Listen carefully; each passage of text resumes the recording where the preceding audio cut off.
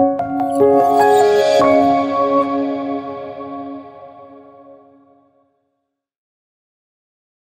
encantado de estar aquí con el profesor James Bradford DeLong. Voy a tener la oportunidad de leer su obra, que me parece que dentro de poco nos llega en español, así que fenomenal. Estamos listos para empezar. Como decíamos, entonces, el libro es fantástico, es muy interesante, una historia económica del siglo XX y es como una narrativa, ¿no?, que acompaña a lo largo de los capítulos. Así que vamos a hablar un poquito, Brad, de esto y comenta algo también. Comenta las fechas. ¿Por qué 1870 hasta el 2010? ¿Por qué? ¿Por qué este siglo? Pues vamos a empezar hablando de 1870, que es un poquito la bisagra, ¿no? El polímata John Stuart Mill, filósofo inglés que escribe en ese momento, hace referencia a las invenciones mecánicas que permiten a muchas personas a vivir la misma vida de penosidades que habían tenido que vivir antes, pero sin mejorar el nivel de vida para nadie más que para las élites. ¿Por qué? Pues porque había una presión maltusiana. La tercera parte de las parejas no tuvieron hijos que les sobrevivieran y en un mundo de patriarcas, el no tener un hijo que sobreviviera, si eras viuda, sobre todo, pues era algo que se parecía mucho a la muerte social. Así que cuando había recursos adicionales, los esfuerzos se centraban en intentar tener más hijos para así incrementar las probabilidades de tener un hijo que les sobreviviera.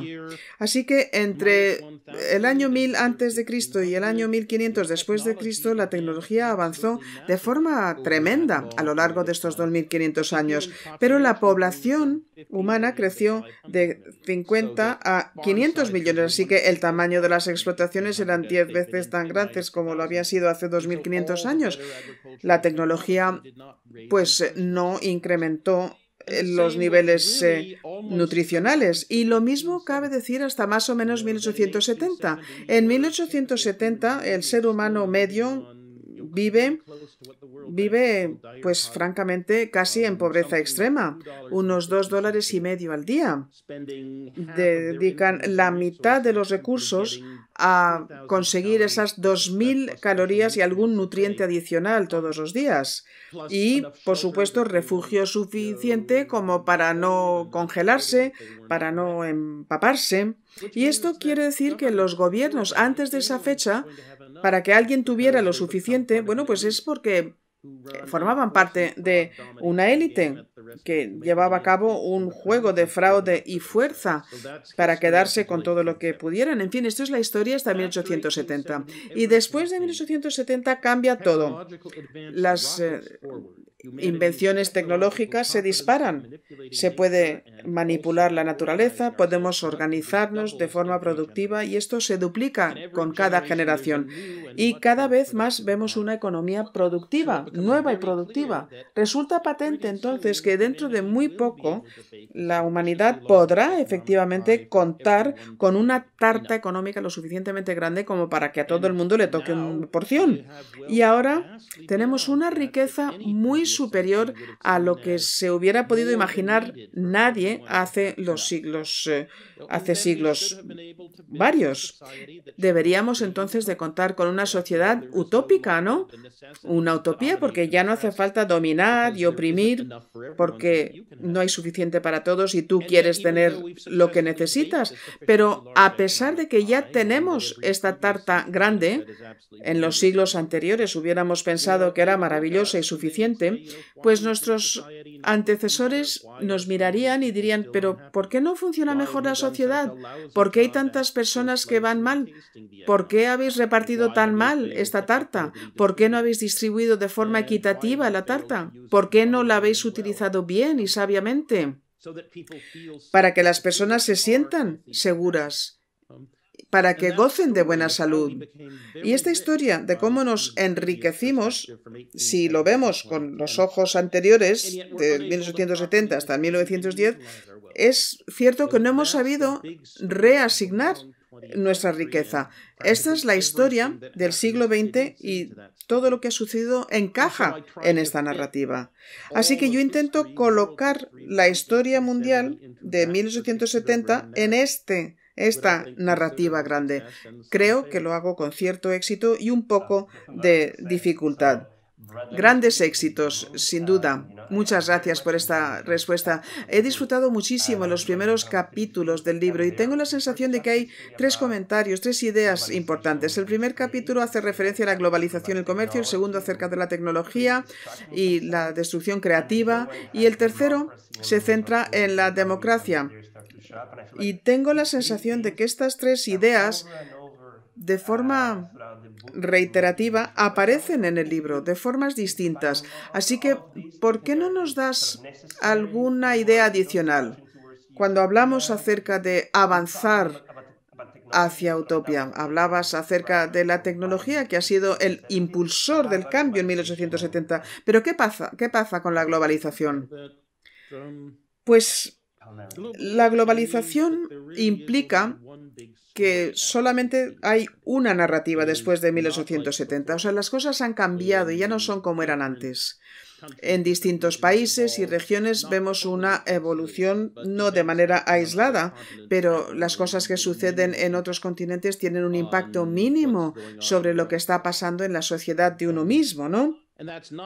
Y esto no es así después de 1870. Todo cambia. Imaginemos Brasil.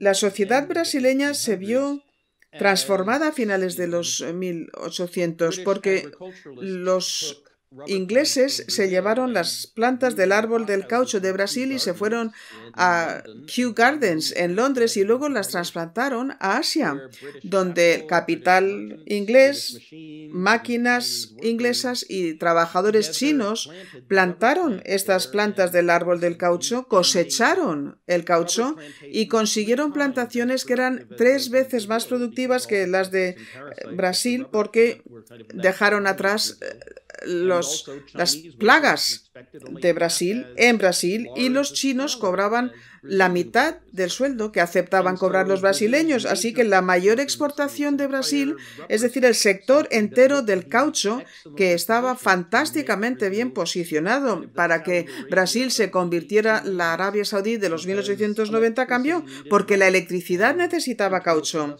y el motor de combustión interna necesitaba también caucho. Todo cambió por una decisión que tomaron financieros a 10.000 kilómetros de distancia que habían decidido que el mundo ya no necesitaba Brasil porque tenía Malasia.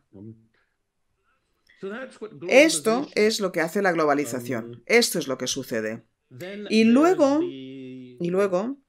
llega la cornucopia tecnológica, que es el resultado de que en el fondo, en el trasfondo, tenemos la ciencia moderna, los experimentos, pero esto no hace mucho o no hace lo suficiente, no consigue lo suficiente hasta después de 1870 cuando conseguimos los laboratorios industriales que racionaliza, revoluciona el descubrimiento y desarrollo de nuevas tecnologías. Incluso eso no hubiera sido suficiente, pero también nos llega la cooperación moderna que se hace con los resultados del laboratorio moderno y los desarrolla y despliega a nivel mundial. No en un taller, no en una fábrica, sino en fábricas que existen en todas las zonas del mundo.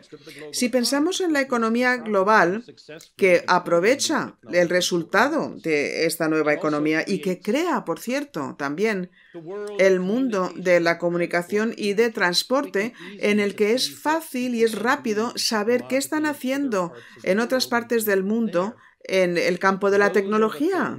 Esto es lo que implica que todas las generaciones que pasan ven una nueva economía.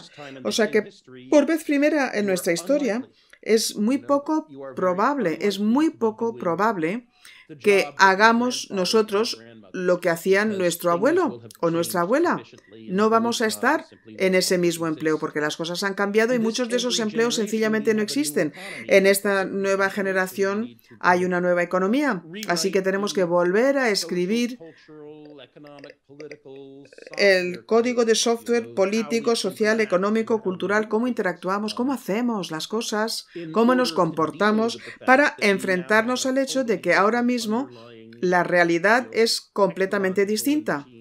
Es una economía basada en tecnología y en máquinas.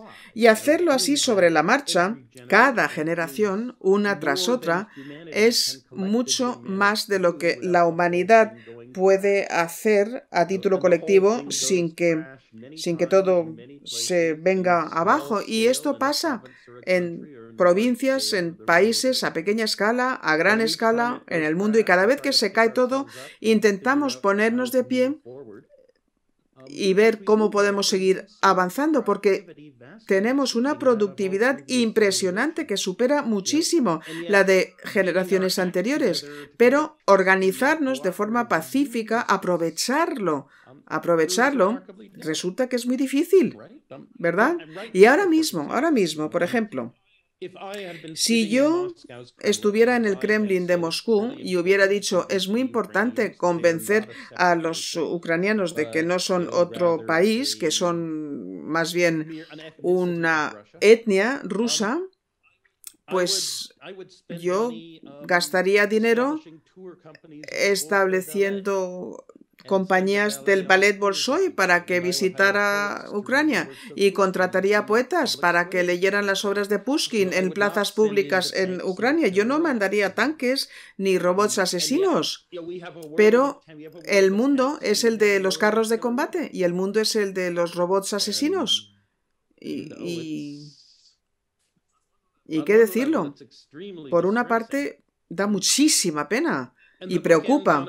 Y acabamos el libro, además, de forma un poco deprimente, porque cuando hablaba de estos años, indicaba que la tecnología nos había ayudado a desarrollarnos rápidamente, pero al hacer frente de las consecuencias de la revolución social una y otra vez, pues nos supera, ¿verdad? Nos supera.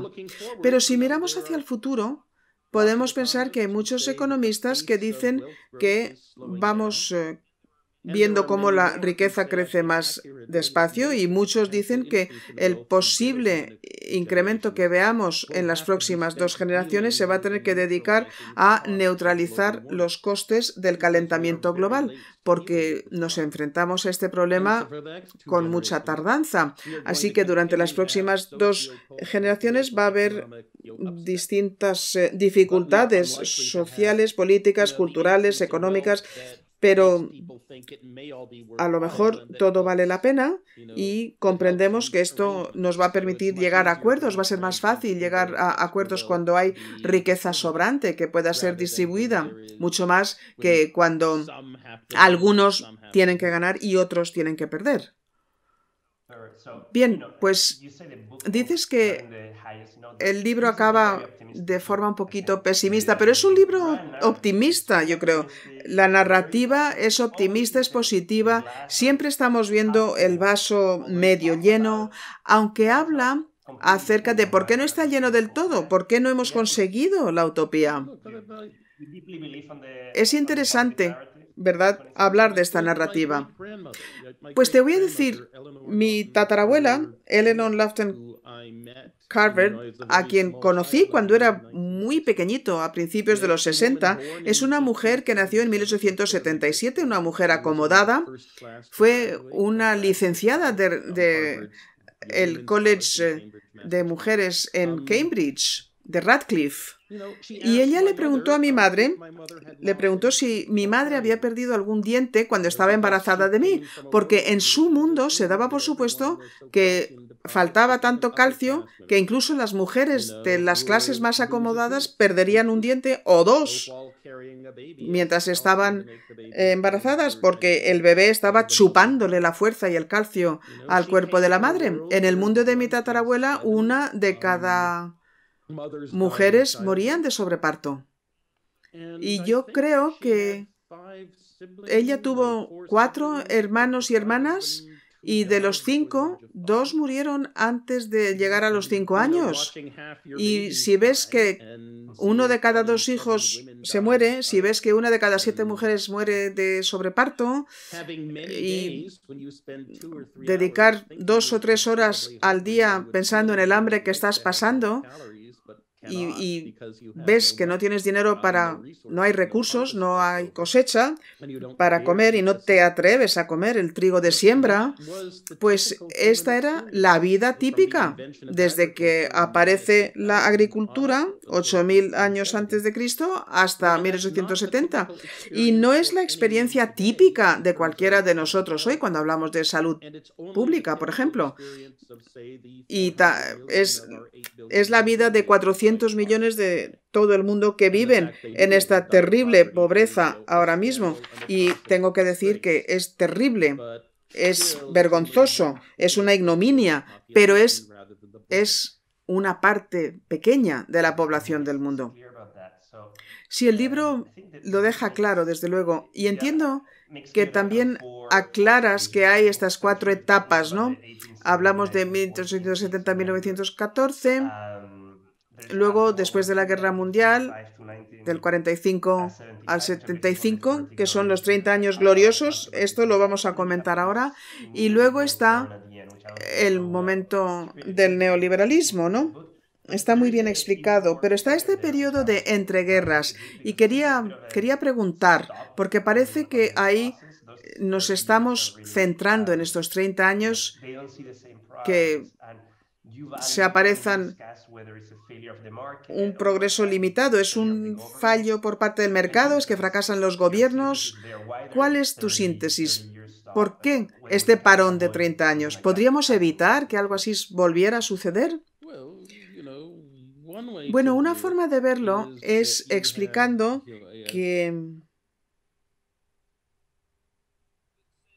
A ver, imaginemos una sociedad feudal en Occidente más o menos por el año 1000, ¿no? Llegado a 1700, la tecnología ha avanzado, claro que sí, se han hecho cosas, hay una sociedad imperial comercial, podemos decir, ¿no? Pero ya no se da el caso de que los gobiernos se tengan que basar en personas que han prestado juramento para que sus soldados o sus marineros hagan lo que sea. Isabel la Católica puede tomar dinero de los impuestos de los gremios ovejeros de la Mesta y lo puede utilizar para contratar a un navegante de Génova, y puede hacerse con conocimientos portugueses para conseguir los barcos necesarios. Consiguen a hidalgos que están sin nada que hacer porque Granada ha sido capturada, y les manda a Occidente para ver qué se encuentra, porque a lo mejor Cristóbal Colón tiene razón y el mundo no es tan grande como dicen los padres jesuitas. No tenía razón, pero resulta que se topó con un continente.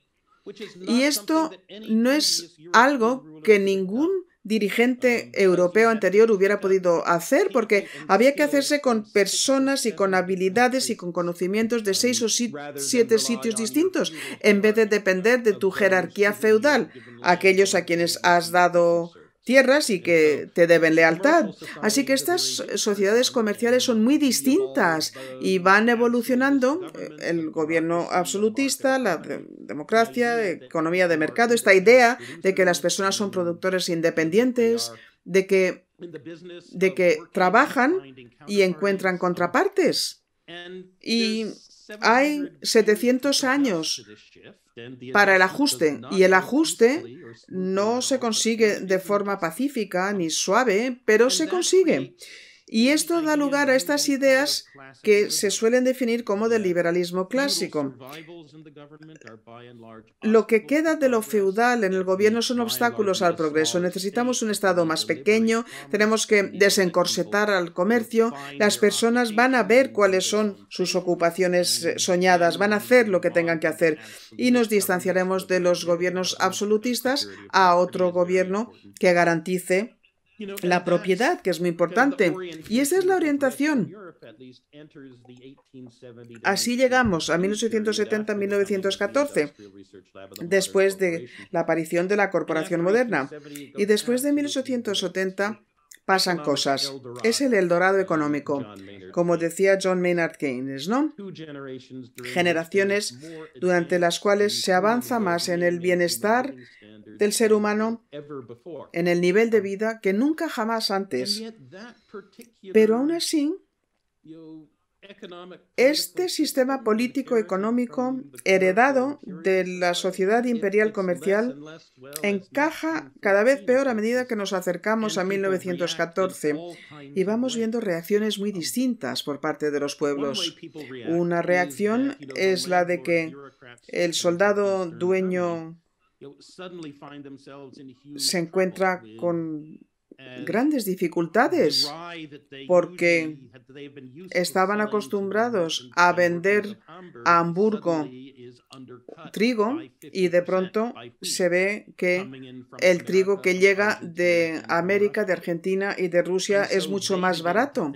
Así que empiezan a pensar que el mundo y el mercado mundial es su enemigo y la solución es la de que Alemania se convierta en un país que pueda dominar la economía mundial en vez de estar sumisa al mismo. Y de pronto la política alemana se convierte en la de hacerse con el carbón y el mineral de hierro de los franceses para demostrarles a los franceses que no son los más poderosos de Europa y transformar a Rusia en su India para colonizarla y explotarla.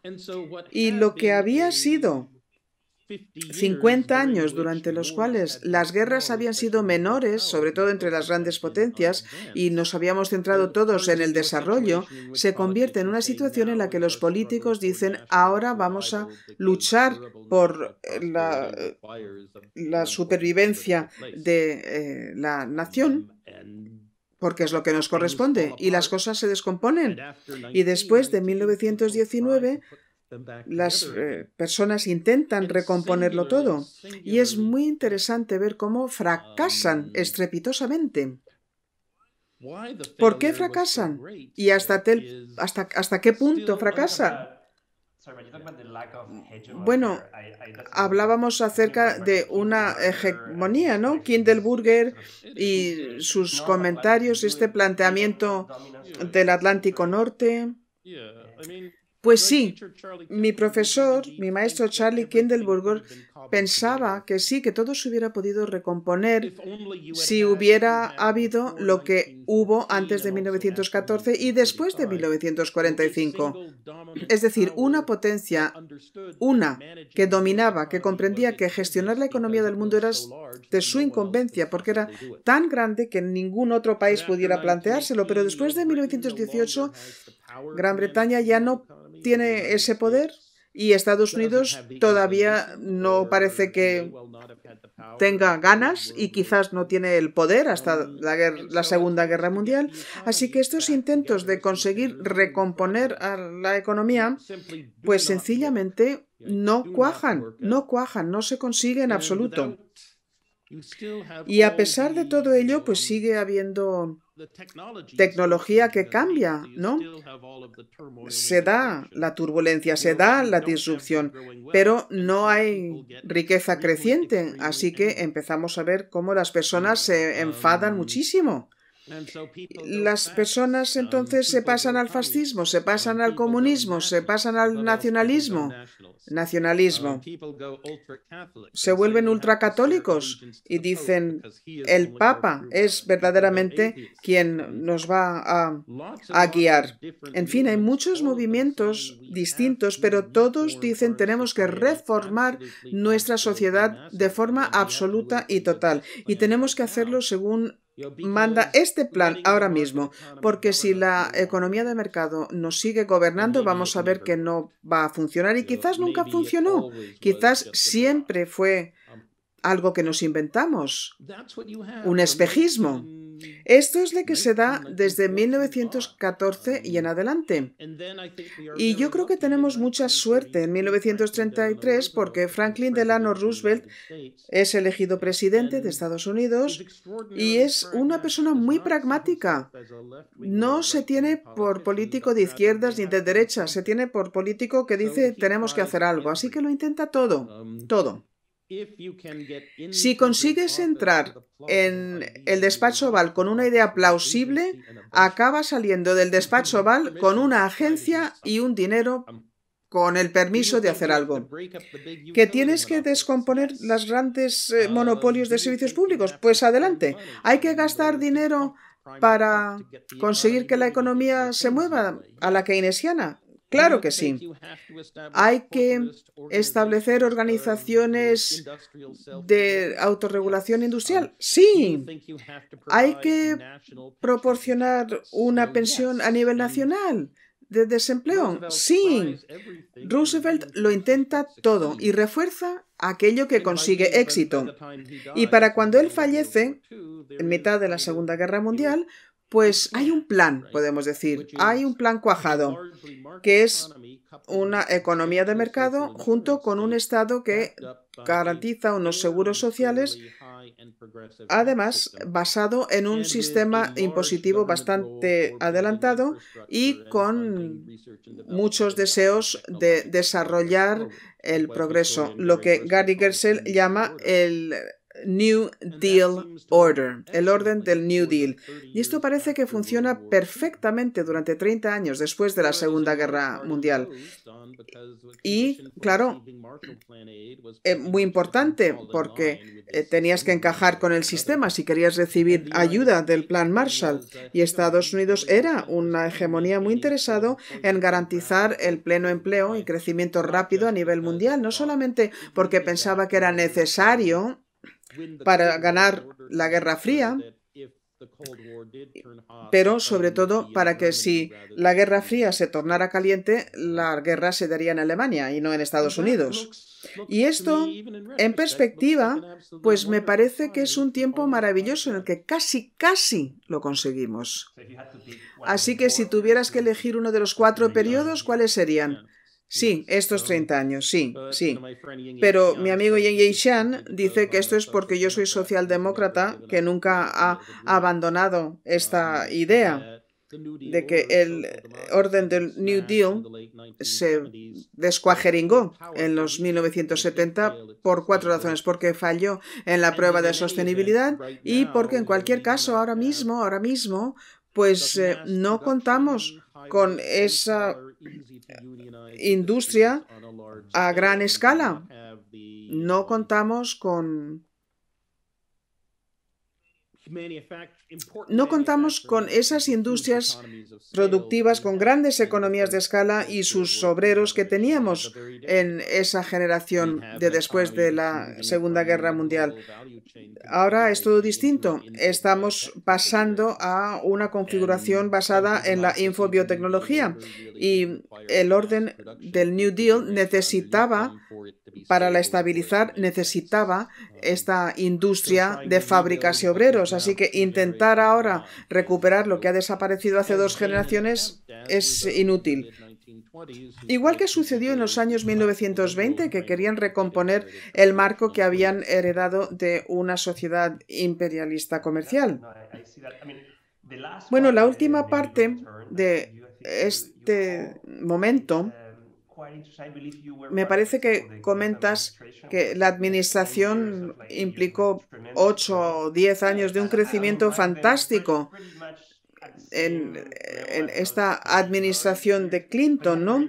Pero con un sabor distinto, ¿no? Porque era una democracia social que quedaba un poquito atrás hasta cierto punto y se estaba cociendo otra cosa. Pero no. Perdón, sí. Es que pensábamos que éramos lobos socialdemócratas, pero vestidos con ropaje de ovejas neoliberales. Bueno, en este sistema, entonces, has dicho que estamos en esta versión socialdemócrata. Lo que intento es recalcar es que hubo un crecimiento notable, sin duda, en esos años, ¿no? Y no sé si te gustaría volver. ¿Tenemos que plantearnos la vuelta o podemos de alguna forma darle una vuelta de tuerca a este orden Bueno, no podemos volver, no tenemos las grandes industrias, no hay sindicatos, no se puede organizar tan fácilmente. Y también tenemos que reconocer que no tenemos las conexiones sociales, esos vínculos. Por ejemplo, la semana pasada, el financiero Peter Tyler y otros varones de Silicon Valley, pues el Silicon Valley Bank, el SVB, un banco que creía con 116.000 millones de activos, más o menos, está subcapitalizado. Por lo menos, es decir, tiene una pérdida de mark to market en sus cartera de bonos que es muy superior a lo que debería de haber sido. Y sí, si nos planteamos el balance del Silicon Valley Bank, pues sí, se planteaba una plusvalía importantísima, esos bonos que querían aguantar hasta el vencimiento, porque lo que sí que sabemos en este mundo es que los bonos del Tesoro van a estar a la par cuando venzan. O sea que, de manera provisional, no es que sean insolventes, no es que hayan quebrado, si estamos dispuestos a ser pacientes, si estamos dispuestos a fijar un precio bajo al riesgo. La verdad es que si hubiéramos contado con este instrumento que lanzó la Reserva Federal, el banco Silicon Valley se hubiera hecho con sus bonos, hubiera ido a la Fed y hubiera dicho, por favor, los entregamos. Nos hubiera dado igual cuántas personas hubieran sacado su dinero del banco Silicon Valley. Nos hubiera dado igual porque él hubiera podido dar a todos sus dólares y hubiera podido decir, bueno, volved con vuestro dinero porque hemos cumplido con nuestra promesa, hemos pagado. La verdad es que hubiéramos quizás podido dar por supuesto que los varones que trabajaban muy estrechamente con Silicon Valley Bank desde hacía 40 años, relaciones muy fructíferas para ambas partes, hubiéramos podido pensar que hubieran dicho, bueno, un momento, por favor, el gobierno norteamericano no quiere que los depositantes pierdan su dinero.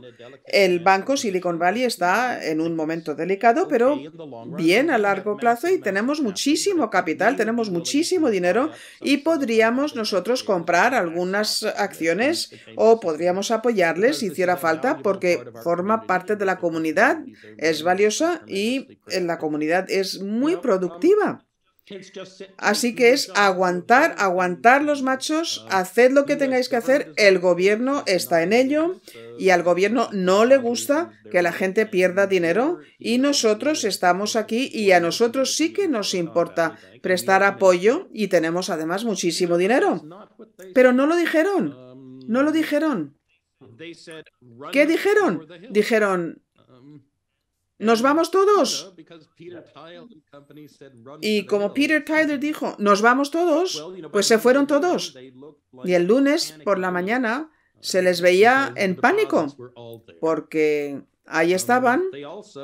Y también molestaron mucho a Janet Yellen y a Dick Powell y a todos los equipos porque tuvieron que trabajar durante el fin de semana. Y sí que es muy emocionante un caso como este, pero prefieres no trabajar el fin de semana. Y luego, además, mostraron y demostraron que todas las posibles contrapartes que no están comprometidos a largo plazo, si ven la posibilidad de quedarse con algo de dinero a expensas de otros, lo van a hacer. Y la verdad es que es una lección muy interesante acerca de un sistema económico que no cuenta con una comunidad que cree en los intereses conjuntos, lo que otros hubieran dicho, una solidaridad social, no hay solidaridad, lo que decía Ibn Khaldun en la Asabaya, que no tiene esta beta para poder cooperar y avanzar en vez de un lugar donde todo el mundo mira al de al lado sin confiar. porque los contratos van a tener que estar muy bien redactados. Y yo creo que esta erosión, este desgaste de la confianza social, lo que así lo llamaría Nathan Nunn, es una razón por la que podemos pensar con temor en el futuro. Y podemos pensar en que esta era neoliberal ha convencido de estos valores a muchas personas. Necesitamos incentivos súper duros porque los gorrones y los timadores están ahí dispuestos a arrancarlos de las manos lo que puedan. Sí, aprecio el peligro, desde luego. Pero hay otra cosa que quería preguntar. Hay pensadores que dicen que hay distintas teorías, ¿no? Hayek, esta dialéctica, esta batalla, ¿no? Y también Keynes aparece. No sé si es así como debo de interpretar el libro. Bueno, Hayek está a un lado diciendo que las burocracias son ineficientes, los sistemas de planificación centrales son peores y lo que necesitamos hacer es necesitamos las soluciones de crowdsourcing. Necesitamos que toda la humanidad piense para resolver conjuntamente el problema y la mejor manera de hacerlo es ver los precios de mercado para que encajen con lo necesario, los impuestos y demás, para que el mercado cuente con los soportes necesarios y luego hablar de la propiedad, hablar de los contratos y, bueno, pues que las personas se sientan responsables de forma tal que las decisiones los tomen personas que tienen información y que tienen esa sensación de ser dueños para que puedan tomar decisiones sin necesidad de depender de un burócrata que no tiene ni idea de lo que está pasando. Y también se les anima a tomar acción, porque si los precios encajan con la utilidad social, lo que es bueno para la sociedad te va a hacer muy rico. O sea que la economía de mercado quizás es la forma de conseguir el crowdsourcing, el dispositivo quinta esencial, y es maravilloso y lo necesitamos, sin duda. Pero como dice Hayek, no es justo, ¿verdad? Da a las personas que están en el momento y en el lugar y que tienen suerte y no da mucho a los demás. Pero Hayek dice que tenemos que olvidarnos del hecho de que no es justo, porque si empezamos a intentar retocarlo, se va a venir abajo. Pero Karl Polanyi dice, bueno, la economía de mercado es una utopía lúgubre. Las únicas personas a quienes ve son los ricos, porque son los únicos que pueden exigir, que pueden pagar. Y por tanto, los únicos derechos que reconoce son los derechos de la propiedad. Pero las personas no van a soportar una sociedad en la que los únicos derechos vindicados son los de propiedad. Van a insistir en otra fórmula. Así que si intentamos empujar demasiado a la sociedad, pues va a explotar. Y no es que Polanyi tenga mucha seguridad en cuál es la seguridad, la certeza de cuál es la asignación de derechos. No, pero sí, le gustaría poder ser un socialista de mercado. Desearía que la economía de mercado estuviera imbricada en una sociedad en la que las personas cuidasen y se preocupasen por los demás, en las que hubiera las ventajas del crowdsourcing, de la economía de mercado, pero también que incluyera la preocupación para que las personas tengan el estatus que les corresponde, que se preocupe de la continuidad de las empresas, que hubiera preocupación por la estabilidad.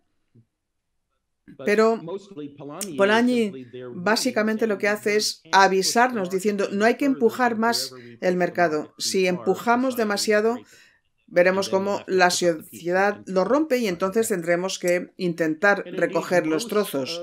Y de hecho, la mayor parte de la economía política, el proceso por medio del cual se intenta de alguna forma recomponer el marco institucional del intercambio en las relaciones para hacer frente a la tecnología cambiante, se puede describir en este tira y afloja de Polanyi y Hayek. Y luego John Maynard Keynes, yo creo que básicamente lo que está haciendo es gimotear, diciendo, ¡ay, por favor! ¿Por qué no dejas que mis alumnos gestionen la demanda agregada? Podríamos conseguir algo muy parecido al empleo pleno y también podríamos conseguir una buena distribución de ingresos, porque el empleo pleno y estas políticas van a impulsar la economía y los superricos solamente van a poder ejercer poder gastando su capital y dejarán de preocuparnos. Esta preocupación por la distribución de los ingresos, las crisis económicas van a darse si no me hacéis caso a mí. Y si me hicierais caso, pues estaríamos rozando la utopía.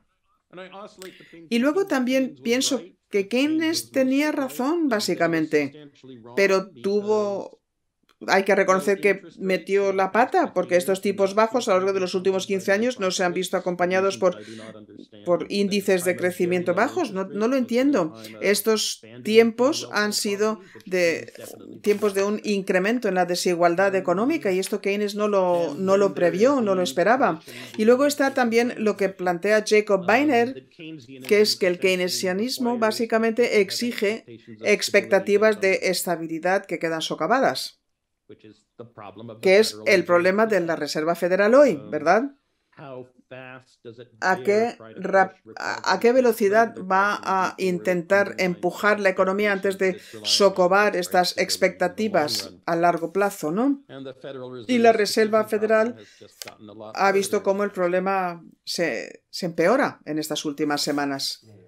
Desde luego que sí, qué interesante. Y luego una pregunta un poquito acerca de Schumpeter.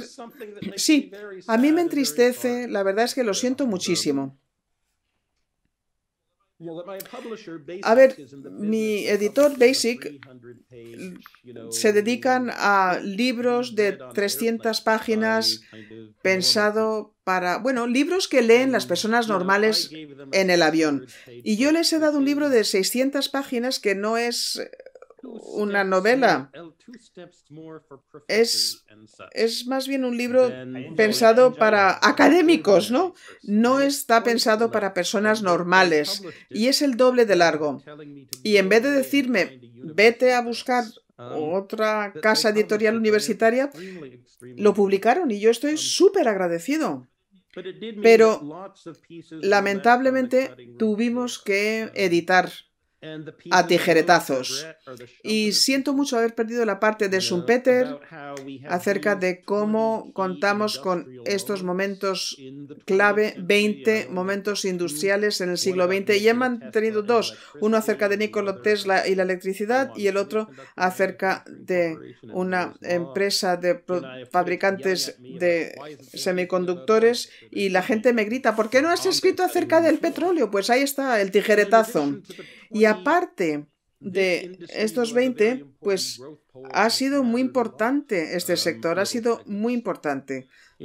Y también hay que pensar en pasar de lo feudal a las sociedades más actuales y luego en 1870 se da la economía accionada por vapor, que es distinta a la de 1910, que es la de lo químico, la electricidad, la combustión interna, que es muy distinta y luego la de los años 50, producción masiva, y la de los 90, y ahora estamos en la infobiotecnológica.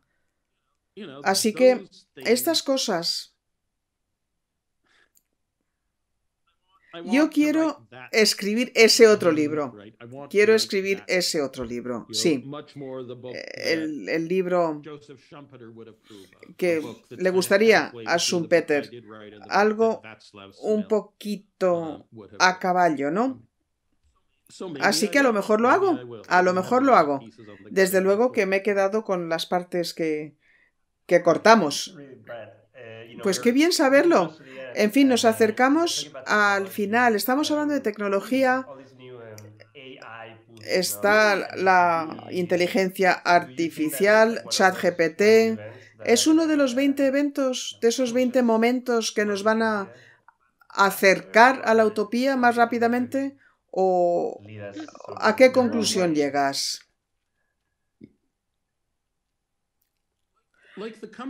Pues, a ver, el PC, por ejemplo, el ordenador personal,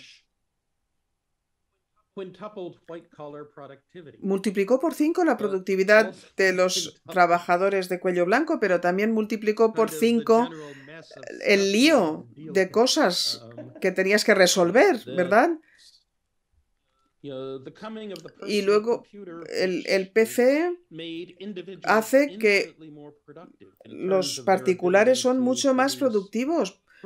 Pueden crear vídeos, escribir. Es muy bueno para la humanidad, pero tienes que ser selectivo porque hay muchísima producción. Fue un momento importantísimo. Y luego el Internet, esa interconexión y este mundo en el que todo el mundo tiene un móvil al que se dedican, ¿no? Están viéndolo constantemente. Una comunicación constante con amigos en sus redes sociales, todo el tiempo, conectados todo el tiempo. Esto antes era lo que hacían las niñas adolescentes que se agarraban al teléfono en los años 70 y 80, cuando el estereotipo era la adolescente que pasaba 2 horas y media todas las tardes al teléfono charlando con sus amigas acerca de lo que habían hecho durante el día. Esta transformación, bueno, son cosas fantásticas. Y sí, no quiero decir inteligencia artificial porque no es inteligencia artificial. Doctorow dice que mejor utilizar un acrónimo, OMI, que no sé lo que son esas siglas, pero es autocompletar, es decir, las imágenes, el párrafo. Tú alimentas al ChatGPT con un párrafo, entonces se lanza al Internet, busca todos los párrafos en el Internet, encuentra los que más se parecen al párrafo que tú le has dado y luego saca una media y lo tiene en su base de datos y te escupe esa respuesta media. No es una mentira, pero no es pensar. Es que completa algo, desde luego, muy sofisticado, sin duda. Y es maravilloso, porque puede completar una descripción de la imagen y te va a decir algo que se va a parecer mucho a la imagen. ChatGPT puede completar, por ejemplo, un deseo de lo que sería una selección de libros acerca de la historia de la economía. Es muy buena, en tanto en cuanto la información en Internet es bastante buena. Depende de eso, y no es perfecta ni por asomo.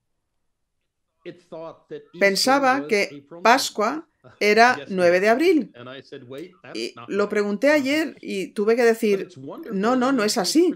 Pero es maravilloso, porque la mayor parte de las veces, de manera instantánea, vas a tener el siguiente párrafo de ideas que se te iba a ocurrir. O sea que el proceso ahora va a exigir solamente editar, que es 5 veces más rápido que escribirlo tú, redactarlo tú. A no ser que seas muy creativo, cuyas ideas no aparecen en Internet, lo que va a hacer, y esto va a ser maravilloso para todos nosotros que nos dedicamos a redactar, escribir, hacer vídeos, dibujar, lo que sea. Pero esta idea de que tenemos que acabar siempre diciéndole, por favor, no acabes con la raza humana, por favor, no intentes dominar el mundo, pues yo creo que no, que esto es excesivo. Sencillamente se hace con el corpus del conocimiento humano que existe en Internet y de alguna forma saca la media de los párrafos que suelen seguir a otros párrafos. Hirschsprung lo describió muy claramente. Podemos ver de dónde consigue la información, pero no acaba de cuajar. Pues muchísimas gracias, Brad. Muchísimas gracias. Ya toca el final de la entrevista.